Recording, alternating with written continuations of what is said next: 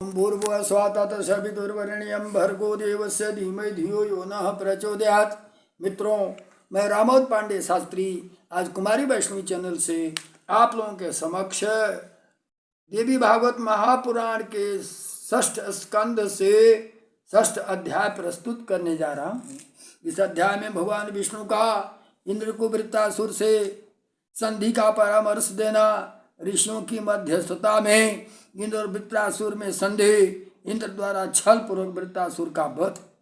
व्यास उवाच एवं प्राप्त वरादेव्या ऋषयश्च तपोधना जग्मुः सर्वे च सम्मन्त्र्य वृत्तस्याश्रमोत्तमम् ददृशु तत्र तं वृत्तं ज्वलन्तम् इव तेजसा।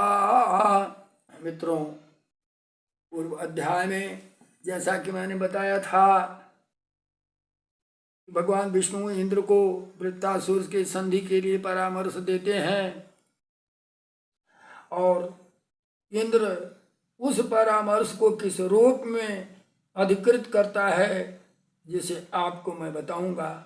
ऋषियों की मध्यस्थता से इंद्र एवं वृत्तासुर में संधि हो जाती है कि शर्त रही। वृत्तासुर ने कहा, हे महाभाग, सभी देवताओं सहित इंद्र न शुष्क या गीली वस्तुओं से, न पत्थर से, न काष्ठ से, न वज्र से, न दिन में न रात में मेरा वध करे। अनेक शर्तों के साथ वृत्तासुर ने इंद्र से संधि कर ली। अब क्या पूछना था? अब दोनों आराम से अपने अपने कार्य करने लगे और निर्भय होकर के देव और दानव रहने लगे। कुछ ही दिनों के बाद एक बार त्वष्टा ऋषि ने इंद्र पर बहुत अधिक विश्वास करने वाले पुत्र से कहा, जिसके साथ शत्रुता हो चुकी हो उसका विश्वास कभी भी नहीं करना चाहिए।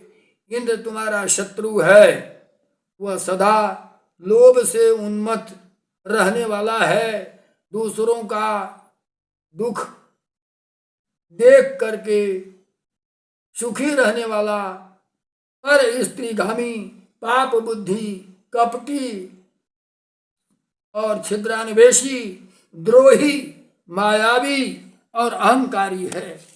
उससे एक बार माता के उदर में प्रवेश कर गर्भ को 7 भाग में काट दिया, वैसे ही वे ही 49 मरुदगण बने। इसलिए हे पुत्र, तुम उस पर विश्वास न करो। लेकिन पिता के समझाने पर भी आसन्न मृत्यु वृत्तासुर को कुछ चेत नहीं रहा। एक दिन इंद्र उस महान दैत्य को समुद्र के तट पर देखा। उस समय संध्या काल था। उस समय न दिन है न रात्रि है।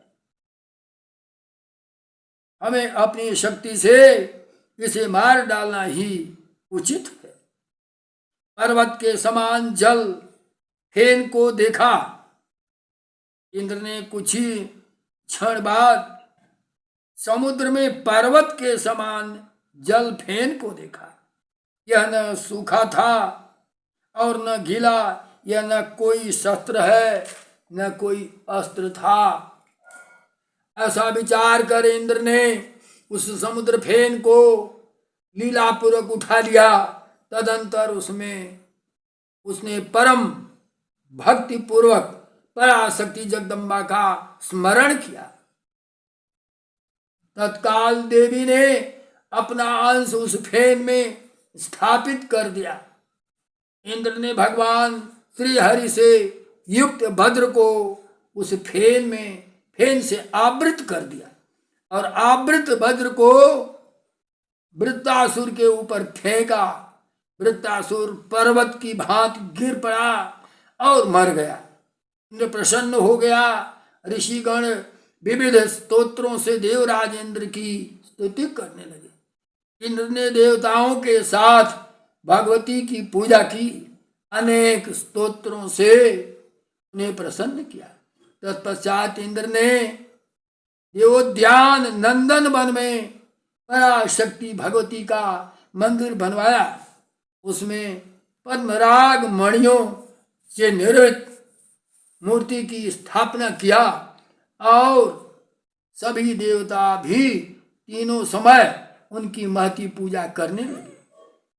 अभी से श्री देवी ही उन देवताओं की कुल देवी हो गईं। तत्पश्चात वृत्तासुर के मारे जाने पर इंद्र ने विष्णु जी की पूजा की।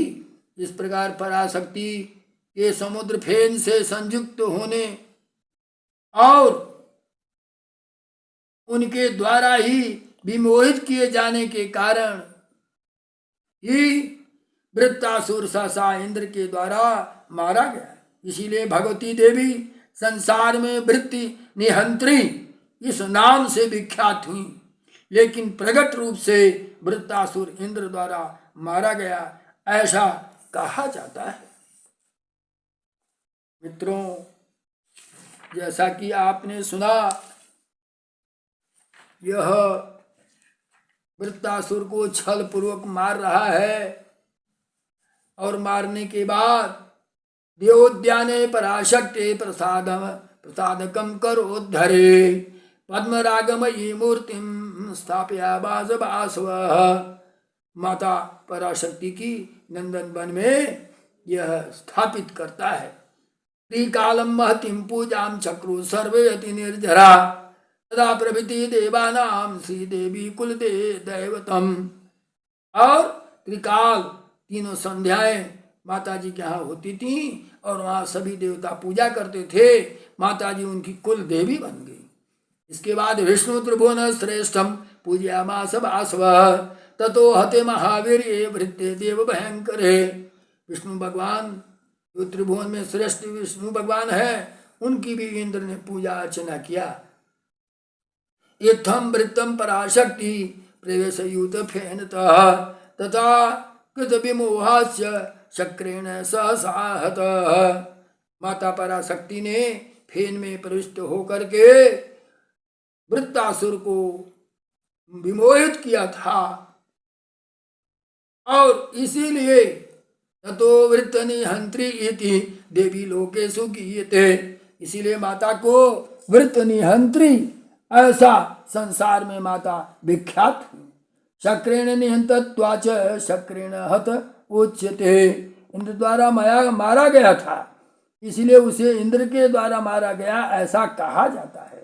श्रीमद्देवी भागवते महापुराणे अष्टादश सहस्रशाम संहितायाम षष्ठ स्कंधे छद्म इंद्रेण फेन द्वारा पराशक्ति स्मरण पूर्वकम वृत्त हनन वर्णनम नाम षष्ठोऽध्यायः।